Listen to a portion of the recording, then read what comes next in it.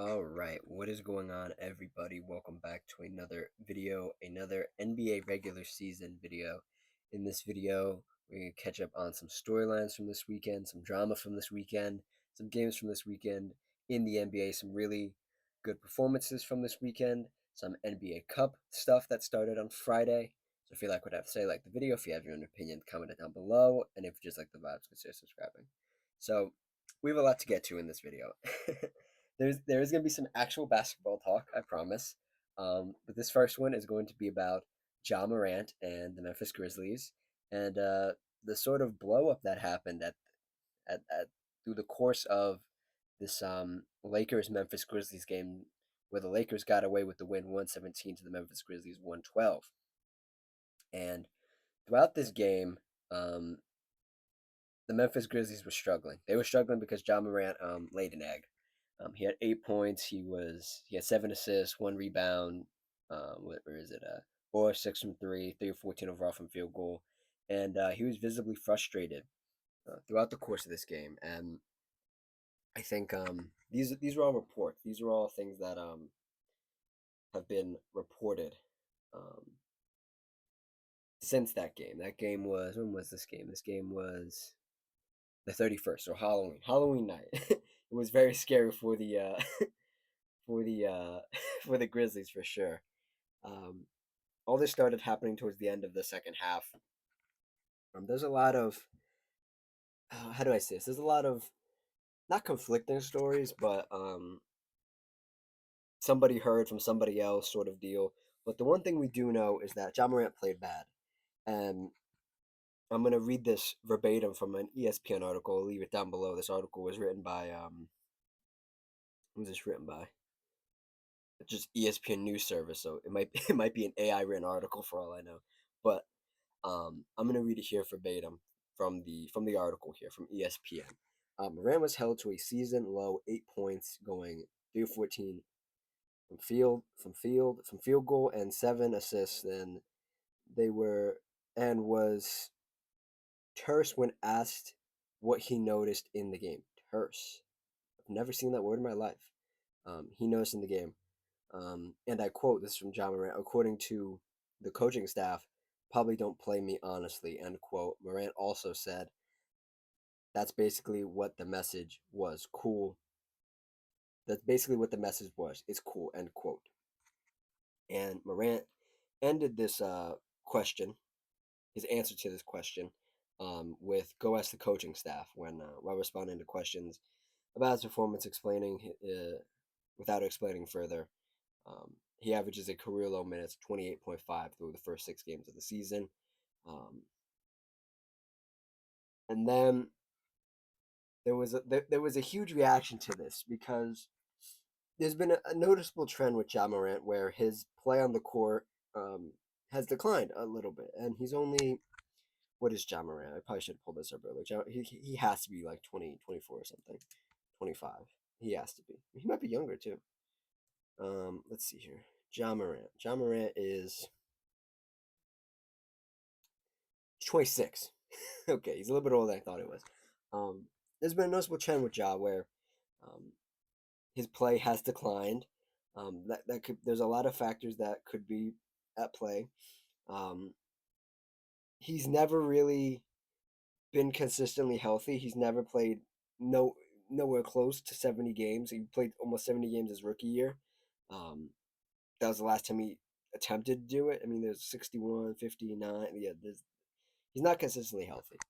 And John Morant, middle of your screen, middle left, with the ball on Luka Doncic. Um, and John Morant is a most improved player recipient, a All Star. Yeah, one time All Star, 2 time All Star, 1 time All NBA. Pardon me. And his play has declined year after year. Um, it's it's troublesome. Because what the Memphis Grizzlies have attempted to do is build around him and build around Jaren Jackson Jr. And Jaren Jackson Jr. can't stay on the court for other reasons. You know, he's in foul trouble all the time. He's a little inconsistent. He has some really, really brilliant games, and so does Ja Morant. And when they have brilliant games together, In the past, they've looked really, really good. And the identity of this team, almost this season especially, has been stripped away.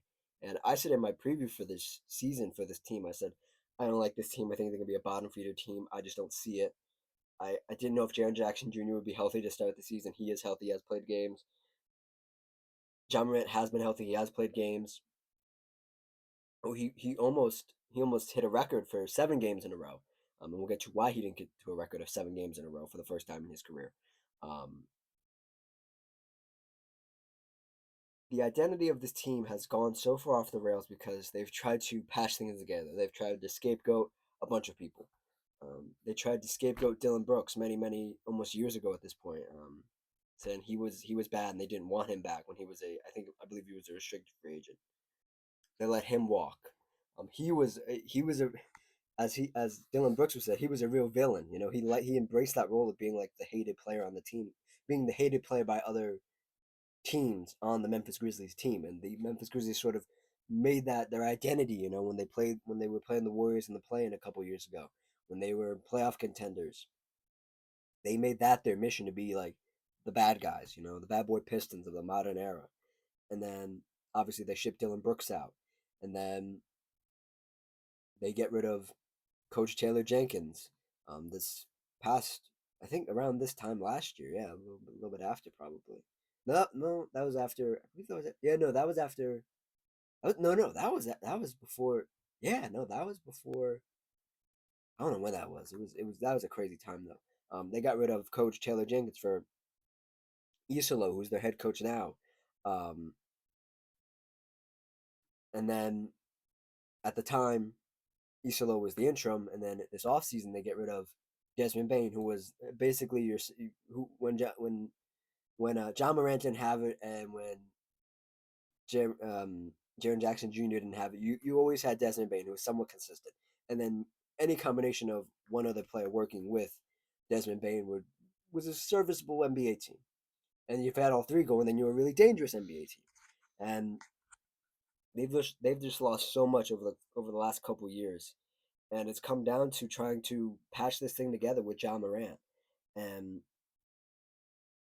him not always being there, whether it be injury, whether it be suspensions, um, it shows. And the thing that is really noticeable and has always been noticeable, um, and has been noticeable to the new coach, Coach Isolo, is that John Moran isn't a good leadership. His leadership is bad. Um, and the comments that he just made that I read to you led to him getting suspended. And he was suspended against the when was it? He was suspended for the Raptors game on Sunday, this past Sunday, and he served his suspension. And that game would have marked the first 7 game stretch that he has fully played in his career. I believe that was the statistic that I saw, the fact that I saw, and it's it's a tough situation for the Grizzlies. And I'm not gonna ramble too much more about this. We have a bunch of other stuff to get to. Um, Maybe this will get its own video at some point in the future, but it's a tough situation for the Grizzlies to be in, and it's a tough situation for Isolo, Coach Isolo, because John Morant has always played a certain way. When he was at Murray State, in college, when he's in the NBA, he's always played his level of basketball, his kind of basketball. He's never had to change. The offense was always ran through him. It was always his team. The Memphis Grizzlies went from the grit and grind era with Zach Randolph, Mike Conley, um, Tony Allen, Mike Conley, directly into the next era, which was the John Morant, Jaren Jackson Jr. era, or Jaren Jackson Jr. and John Morant era, because Jaren Jackson Jr. was drafted before John Morant. Um, he's always played his brand of basketball, and Coach Isolo is known as like a guy who is I want to say innovator of offense, but wants to do things differently. He's not Coach Taylor Jenkins, and I think that's part of the reason why Coach Taylor Jenkins was out there, because Taylor Jenkins just did not everything John Morant wanted, but ran John Morant around and made him the guy, and it didn't really result in winning. And the front office and everybody in Memphis wanted to change the gears a little bit, and they threw Coach Isolo into the interim job, and then you get the head coach job, and it becomes a real sticky mess because the Memphis Grizzlies are in no man's land. They're in no man's land. They're not bad enough to. Um, well, they are bad enough. Oh, hold on. This is NBA Cup stuff here. Let me get the actual standings. So they're not bad enough to be really to consider like blowing it all up yet, which is something that was talked about already. Trading John Morant somewhere else. Um, they're not bad enough to think that yet, but they're also not good enough to compete. And it's a rough spot to be in because I look at all these teams in front of them. I have them right in front of me here, going from 1 all the way to 10 where the Grizzlies are.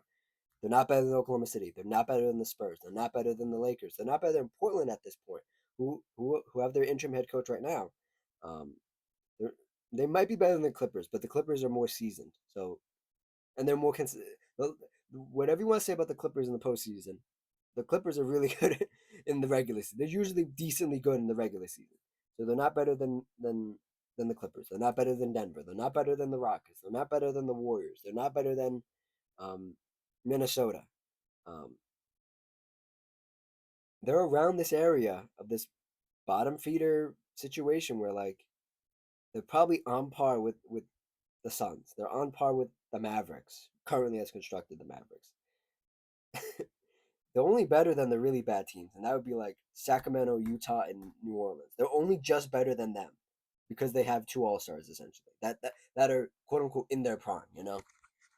And it's just mediocrity, and that's the worst place to be in the NBA is mediocrity.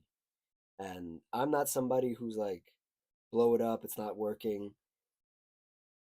but I am a guy who's gonna point out that maybe maybe Ja Morant isn't that guy. Maybe he shouldn't be a 1A. Maybe Ja Morant is a 1B or a number 2. Maybe. And you sort of scapegoated all these things and you tried to patch it up around Ja and say, Ja, you're still our guy, you're still our guy. And you have to believe in him. Because he's the only thing left. I mean, even less so that Ja Morant isn't the guy. Jaren Jackson Jr. definitely isn't the guy either. So you have a team full of Robins, right? You have Ja um, and Jaren Jackson Jr. They have a bunch of guys, and I mean, we went through the roster already when I did the preview, but like Cedric Howard is the only one that people are really hyped about in Memphis. They like Cedric Howard a lot. They think he should be starting. Jalen Wells from last year has carried over a little bit. Um, Vince Williams has been okay, I think. I haven't heard anything about Gigi Jackson. Charles Bassey is stuck on the bench. Um, Ty Jerome hasn't done anything, I don't think. Zach Edey's out. Brandon Clark, has he played? Has Brandon Clark? I don't even know if Brandon Clark has played a game. And it's not good. And I rambled about this during my preseason talk about them. I did not like this roster. I did not. I maybe had some belief that if Ja was healthy and Jaren was healthy, they could start off hot and then they would taper off at the end of the season. It's been rough. Um, just to make my point across and end my ramble here about the Grizzlies and Ja, and I have some notes about them as well. They're 3-4 right now in the season, so they're only a couple games in the season. They're about to be 500 possibly, but it's not looking good. And he was suspended. Ja was, and then he posted on Instagram a picture of the a poster somebody has that says "Let's go Grizzlies." So I think Ja's committed to the process here in Memphis. I just think some fans are a bit, how would you say, a bit over it. They're just like, we're just gonna be mediocre the whole time, like this whole era. There's no upward mobility for this team really. I mean, I could look into their draft picks, but I don't want to do that right now. And some Memphis Grizzlies fans are saying, the culture might have died when Dylan Brooks left, and I think they might be right. I think the culture is just so screwed up or messed up internally that like a coach can't fix this. There needs to be an older player, a seasoned player, to like take control of this team. Like, hey, this is how we're gonna play. This is what's the standard. This is what we do. Not all this. It's fun to have like a fun team and a young team, but at some point you go from the young fun team making the play in, right, the Memphis Grizzlies, you go to the team that's maybe a consistent playoff appearance kind of team, competitive in the playoffs, but you always get snuffed by the better team, right? And sometimes you won some matchups where you were the better team and you proved it, to a team that's just lost. And you're looking at guys who are in their prime or getting into their prime, and you need to start seeing some real development and some real movement towards a future that's sustainable. And I'm not sure any John Morant team or any team John Morant would ever be on is sustainable. Um, so yeah, um, talking about this game more, Lakers versus Grizzlies, where this blow up did happen. The Lakers absolutely kicked their butt. Just go through the numbers real quick. I don't want to dive too deep in the game, so we'll talk about the numbers. Um, I believe this was one of Luka Doncic. This was one of Luka Doncic's return games. He had 44 points, 12 rebounds, 6 assists. Austin Reeves had 21. Marcus Smart had 12, 2 steals. Jake LaRavia 13 in his return to Memphis. We'll talk about more. We'll talk more about Jake LaRavia later. Um, really good stuff from the Lakers. Really fought for this win, but they've sent the Grizzlies into a spiral, and this is not how you want to start the season. I mean, like, you look at the rest of this Grizzlies team. Sans John Morant here for this game. Jaren 15, Jalen Wells 16, Jock Landale 16, Davis Caldwell-Pope 12, Cedric Coward 13, Cam Spencer 12. You know, like it was a good game, and they might have won this game if Ja actually showed up. um, Getting through some quick hits here that I just want to talk about. Then we will move on to the NBA Mexico game, Dallas versus Detroit. That'll be in a little bit. I want to shout out the Toronto Raptors beating the Cleveland Cavaliers, 112 to the Cleveland Cavaliers 101. The Cavs, um, I don't even know. I've been trying to figure out a word how to say this. The Cavs are now. That's not the word, but are now 3-3. I want to find a better way to say that. Because I don't want to say improve, disprove, regress to 3-3. Yeah, so regress to 3-3. Toronto Raptors are 2-4 in the season, so that's really good for them. Or this was a really good win. Hopefully they get to 500. Sacramento Kings beat the Milwaukee Bucks 135 to the Milwaukee Bucks 133. Finally on the board, Sacramento, yay! There were some really funny clips from this game of Russell Westbrook. It was just really funny. All right, so on to the NBA Mexico game. This is I think the second installment of this matchup in Mexico City. Dallas Mavericks versus the Detroit Pistons. I do have notes about this game, but I don't think you want to hear them because it essentially sums up to Cooper Flag having a bad game. No Anthony Davis for the Mavericks. Oh, and I didn't even mention this. That last time I talked to you guys, we didn't even talk about this. Where Anthony Davis just has an Achilles strain, which is never good because that thing can just re-aggravate at any time, and sometimes a re-aggravation is a tearing of the Achilles, so that's not good. So they were without Anthony Davis, um, and the Detroit Pistons are fully healthy, and they're on a little run here. They're 4-2 on the season, which is pretty good. The Mavericks regressed to 2-4 on the season. The bottom of the West right now, which I mean it could shake up at any time, but as of recording, they're at the bottom of the West. And I was trying to figure out what this team is without Anthony Davis, and I was trying to figure out what this team was with the Mexico game MVP D'Angelo Russell, 31 points, had an out of body experience. Cooper Flag, PJ Washington, Gafford was back this game. Max Christie. I was trying to figure out what this team was. And this team has no identity without Anthony Davis. And Anthony Davis isn't a culture setter, but at least he brings something. Like, you know what Anthony Davis is, right? You know what he is. This team is lost. And Jason Kidd isn't the type of guy to lead a lost team. In fact, Jason Kidd has shown time and time again that he himself can get lost. and lose the plot. Um, what I mean by what their loss, like they're lost, is that like Max Christie's a nice player. He's a young guy. He shouldn't have too much on his shoulders. He did everything he probably could that night. I mean, could have shot the three ball a little bit better, but he's just Max Christie. Like I'm not put too much on him. Gafford just came back, so it's not too much on him. It's these guys though. PJ Washington, never consistent. He's never there when you need him to be. Well, he's never there when it's just him. PJ Washington was on the Charlotte Hornets for many years, and wait, that was PJ? Yeah, was that? Yeah, wait. God, I feel old. I don't even stats here. Let me see. Yeah, yeah. Okay, yeah. Yep. All right. Yeah, I knew I was right. PJ Washington was on the Charlotte Hornets. They had no winning culture, so he doesn't know what it's like to win. He has no reference point for how to be a leader or how to do any of these things. So, 6 points for him that night. Um, Clay Thompson. I said in my video before, and I try not to make fun of Clay too much because he's a former Warrior. I have a lot of fond memories of Clay Thompson. Um, Clay, it might be time to pack it up. It might be over. Might be over.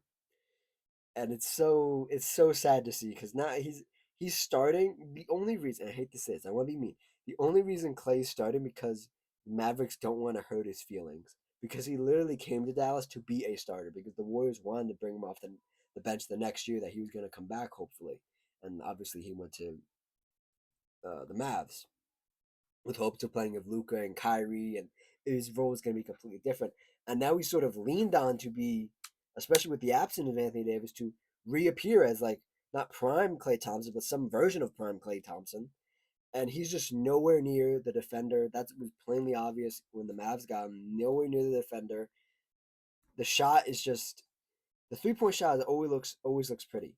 With that like that couple dribble pull up that he used to have to get to the elbow, get to the mid range, it's gone. It looks bad too. Like and it's just so congested with Gafford there, Washington sometimes there, Cooper Flag kind of standing around a little bit.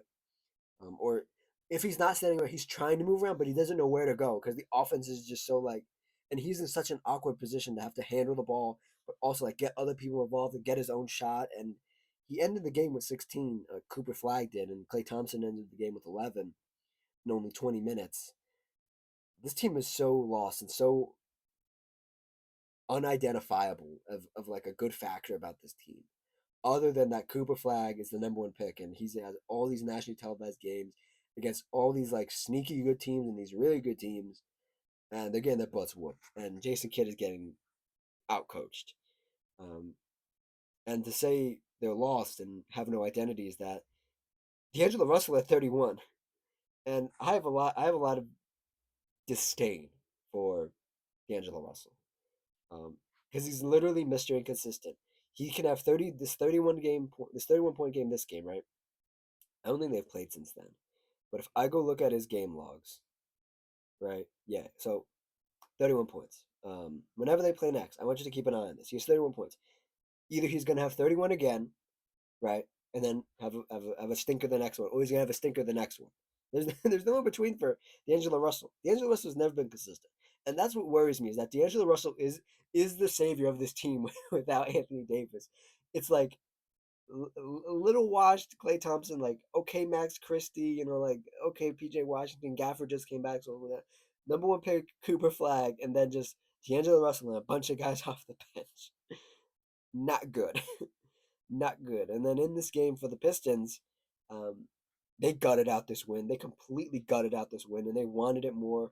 The hero of this game, I think, who should have been the MVP because they won the game because of him. Jalen Duren, 33 points, 10 rebounds, one steal, one block, no turnovers. Did not attempt a three, did not need to take a three, 13 of 16 overall from field goal. Really good game for him. Really good game. He looks like he's ready. He's in his prime. He looks like well, he's actively stolen the starting job from Isaiah Stewart. But Jalen Duren looks really good, and I hope this Pistons team can get a little bit more talent around these guys because it did look rough at times. That's where they were lagging behind in this game. They had to come back and win this game. Duncan Robinson, 18 points. Cade Cunningham, 21 and 18 assists. Really good. Asoi Thompson, 15 points, 7 rebounds, 2 steals, 2 steals. Oh yeah, just 2 steals. Isaiah Stewart, 10. Had a couple guys pitch in. Javante Green, 7. Karis LeVert, 5. And the Mavs gave up, and the Pistons just wanted it more. So yeah, Cooper Flag on those concerned about his game, about his play through the first 6 games of his NBA career. He said this after the NBA Mexico game. He said, "It's a tough league. It's transition. I haven't made a lot of shots or been efficient or been as efficient as I would have wanted to, but I'm going to keep trusting the work. There's nothing I think they should be worried about. I am not worried about anything." End quote. So Cooper's not worried about it. I I just hate this because in a perfect world, right, Anthony Davis would be healthy right now. And there are all these thoughts that like Kyrie Irving's gonna come back by Thanksgiving. That's literally like in a couple weeks. Um, and the team's gonna be good. And they're gonna turn it around, and or they would have been they're 2-4 right now, so they would have been like 4-2, let's say, right? In a perfect world, you have Kyrie coming back. He's on the mend. He's coming back. Um, you have all these thoughts, right? And you think, oh well, this team's gonna be really good. And I think people, and even I forgot to mention this as well. It's like I think Jason Kidd has improved as a coach, right? I think he took his lumps. He was literally embarrassed in when he had the Nets job, when he had the Bucks job, and then he took a job in what you call it in LA as an assistant coach, learned a little bit more, and he got this Mavs job and all this stuff, and um, some people never change, and Jason Kidd just can't develop guys. Jason Kidd is a terrible developer of players. And I think the timeline just shifted so much because you had Luka, then you didn't have him, and then the team was Anthony Davis and Kyrie, and then Anthony Davis goes down, Kyrie goes down. You luck very, very lucky, quote unquote, into the number 1 pick and get Cooper Flag. And Jason Kidd isn't a developer of guys, but you keep Jason Kidd just because he's a good coach, and you think, oh, we can do the two timeline things. We'll try to win a little bit when we have AD and Kyrie in their prime, and then Klay Thompson might reappear at some point, and then we have Cooper on the back burner, and he can develop a little bit, learn from these guys. And that has not been the case at all. And it's very disappointing. And we'll see what happens with these guys. We'll see what happens. I think I had them a little bit above their projections this year. Um, that doesn't seem like it's going to happen. We'll see, though.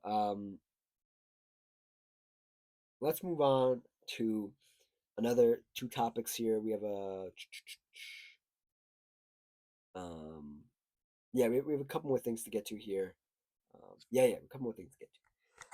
I want to talk about the 76ers and their amazing start.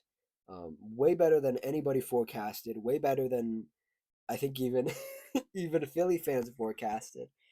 They're 5-1. They beat I think this is their latest game, right? Yeah, this is their latest game. Yeah. This is their latest game. Um, NBA Mexico game, top right of your screen. Let's see who we got here. Tobias Harris, D'Angelo Russell. You got PJ Washington, Jalen Duren, top right. And then moving downwards, bottom right, you have Kelly Oubre getting to the basket on Nicholas Claxton in the game I'm talking about now. 129, Philly won this game to Brooklyn Nets 105. And like I was saying, the Sixers have been good, man. VJ Edgecombe. Oh, wait. I want to wait. VJ Edgecombe or Valdez Edgecombe. What a great name, Valdez. What a great name, Valdez Edgecombe. um, Hyping this team up. This team is really good. At least right now. VJ Edgecombe, Tyrese Maxey, Kelly Oubre had a breakout night last night. That's why he's the picture on your screen. 29 points for Kelly Oubre. Um, no Joel Embiid not playing back to backs. 16 points for Trenton Watford. 22 points for Quentin Grimes. That's why you keep him on this team. And I don't want to necessarily talk about this game. I just want to talk about their season as a whole so far. They've looked really good. I knew people were like, "Oh, VJ has becomes a good athlete," like he just has trouble finishing sometimes, this and that, and I personally thought, like, well, the decision that's going to have to be made early in the season is what backcourt do you want to run? Is it Tyrese and Jared McCain? Is it Tyrese and Edgecombe? And Edgecombe ready? And then McCain has this, I believe it was a thumb injury, a finger injury, right before the season starts, where he has to get it like fixed, and he's still he's healthy now, but they're still like monitoring it, seeing if he's fully healthy because it's just strained. He didn't break a finger, he just strained it. Like the tendons in his finger, so they want to make sure it's good. Um, and that opened the door for VJ to start. And the VJ Maxi, the Valdez Maxi backcourt, incredible. Who would have thunk? Who would have thunk? And the times like Joel Embiid does show up, and when he does play, it adds a different wrinkle. And like I've heard some talk about like, oh, maybe Joel Embiid's just like a role player now. It's like, oh God, paying a role player that much money, but like if it works out, it works out. And I hate to, I literally just said this about the Mavs where the two timeline thing doesn't work. This might actually work out for the Sixers because you have an abundance of talent. You have some okay guys. I mean, Kelly Oubre isn't going to give you 29 every night, but like there's a point in which in the next 5 years where you can patch this together and you can look really good again. And there's not going to be any dying year, dying 2 years where it's like, okay, we're bad, we're bad, we're bad. There might be one year where they just shut it down for half a season, try to get another high pick, but I don't think that season is this season. It might not be next season either. And they might just try to ride out this Joel Embiid thing and let VJ and Tyrese and a couple of these other guys, develop. I mean, at that point, you might be able to keep Quentin Grimes. Kyle Lowry's going to be done. Eric Gordon's probably going to be done. Drummond's probably not going to be on this team. So there's going to be some money opening up. There's going to be some opportunities. But specifically at the start of this season, they've looked really good. And I picked this game in particular, not just because it was their latest game, but because we can talk about the Nets too. The Nets are 0-6, one of the winless teams in the league. Winless. Um, they do not look good. Um, You'll never believe who's leading them in assists. The the scorer himself, Michael Porter Jr. is leading this team in assists. I don't think he's led any team in assists at any point in his career, whether in high school, college. Um, and their coach Jordy Fernandez had this to say, speaking on his Nets team. And I quote, I am failing at trying to get my guys to play hard. It's everything from the lack of attention to the body language. I'm asking them to play really hard and to play with purpose, and we're not doing it. End quote. And I think Jordy Fernandez is a good coach. And this is going to be one of the suckiest years of his career. I hope they keep him. I hope they let him ride this out. But this could be one of the worst years of his career. I think everybody's going to feel it. And the season's going to be over by what, like January? Oh yeah, pack it up, pack it up, pack it up even more. Um, Next thing I want to talk about real quick is the Raptors beating the Grizzlies 117 to the Grizzlies 104. No Ja for this game. This is the game Ja was forced to miss. Um, and the Toronto Raptors. I also picked out this game because the Toronto Raptors are looking okay. I said they might be a sneaky good team in the East, and they're 3-4. They're almost 500 on the season, so I'll pat myself on the back for that one. And yeah, the last couple of teams here, I have three teams I want to talk about real quick, over just really really quickly, um, because they're just interesting. There are situations that are developing, and I'm monitoring, and I want to talk about them. The Atlanta Magic, slightly disappointing. 3-4 on the season, almost 500, but a lot of ugly losses, just ugly losses. Some blowouts, some really close ones. Working our way from October 24th, they lost to Atlanta, they lost to Chicago, they lost to Philly, they lost to Detroit. The Atlanta loss was 111 to 107. The Chicago loss was 110 to 198. The Philly loss was 136 to 124. And then the Detroit loss was 135 to 116. and then they've won two in a row as recently um, against Charlotte and Washington. But I'm not concerned about you guys beating these teams. I'm concerned that you've lost to Atlanta, who also is stinky right now. Chicago is actually really good. Philly, who's good. Detroit, who's good. If you can't beat the good teams, then what are we doing? And then they play Atlanta again. This time without Trey Young. Trey Young is out, but tomorrow night on Peacock. So we'll see. We'll see if that situation. I had them above the 50-win mark this season, and I might be regretting that in a couple of weeks. We'll see how it goes. Talking about a team the Magic lost to, the Bulls, another team like the Sixers, where nobody thought they'd be this good. Nobody thought they could even get out to a hot start. They're just like, oh, this is gonna be another mediocre year for the Bulls, and they've come out 5-1. They've only lost one game, and that was the other night, and they were undefeated for like the first week of the season. Insane, insane, and they're first in their division as well. Crazy stuff. I mean, in that time, they went on a run of being Detroit, Orlando, Atlanta, Sacramento, New York. Um, they lost to New York. Next game, that was a baseball series. One in Chicago and then one in New York, but a close one nonetheless. And Josh Giddey has emerged for the Chicago Bulls. That's why you pay him. This past offseason, Vucevic is looking somewhat serviceable. And they're just patching things together. It looks really good. Looks really good. And the last team here I want to talk about, going from almost undefeated in the Bulls to a team that's very disappointing. And I think a lot of people were going to be like, okay, we're prepared to be disappointed, but not this disappointed. The New Orleans Pelicans, 0-6. Let me see that again. 0-6. No wins. 0 wins. None. Um, this team looks flat. It looks dead. It looks absolutely dead. There was a report that like they want to update the Smoothie King Center, which is where they play, and they just can't. Like the Pelicans want to, but they can't for whatever reason.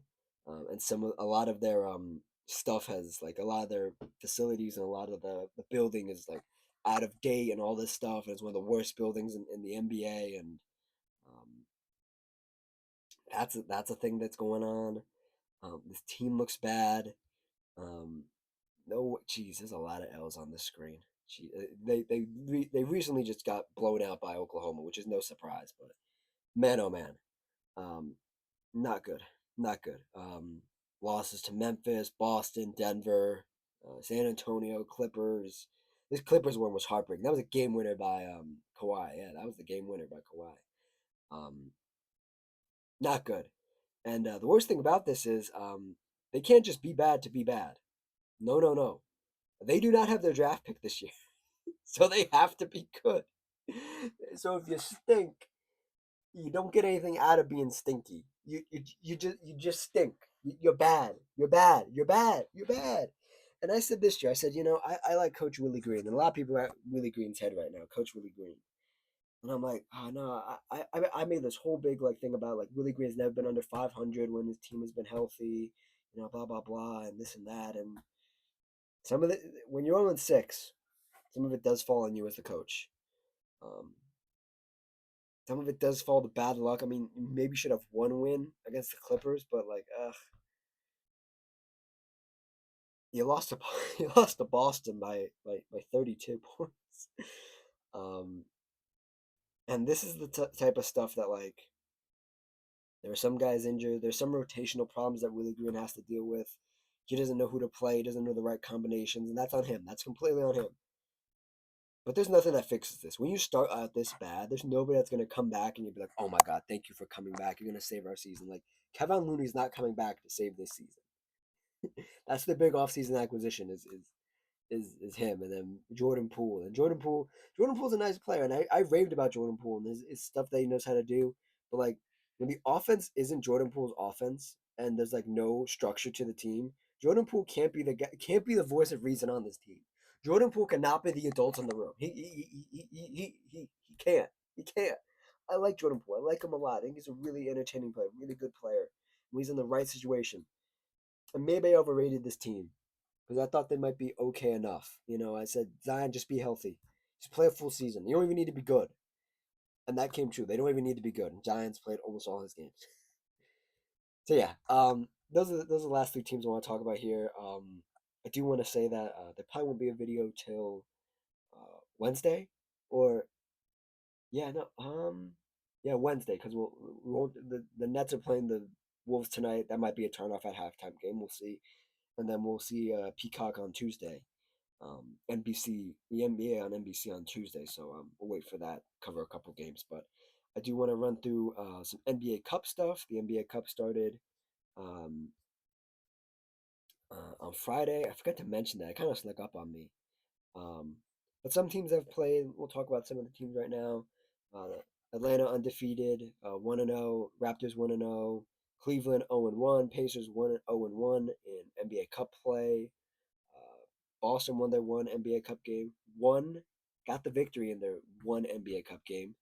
Philadelphia lost their one NBA Cup game. That's okay. Chicago's undefeated in the NBA Cup. New York lost their one NBA Cup game. Um, Phoenix won their one NBA Cup game, got the victory that game. Utah did not win their NBA Cup game. Lakers won their first one. I'm so sorry for saying won their first one. It's so easy to say. Clippers got the W in their one NBA Cup game. Uh, Memphis and Pelicans 0-1 in their NBA Cup play. Um, Blazers 1-0 under coach Tiago Splitter, interim head coach Tiago Splitter, and then Denver did not get the victory in their one NBA Cup game so far. More NBA Cup stuff to come, and then um, top three teams in the East: Philly, Chicago, Milwaukee, and then the top three teams in the West: Oklahoma, San Antonio, and the Lakers. And then at four, the Blazers. The Blazers are all right. They're okay. So yeah, that's it. That's the video. Your weekend NBA wrap up. I hope you enjoyed. Um, I put up a video about the WNBA and the collective bargaining agreement this weekend. If you want to check that out. And yeah, more stuff to come. Like, comment, subscribe, all that good stuff, and I will see you guys next time. Cheers.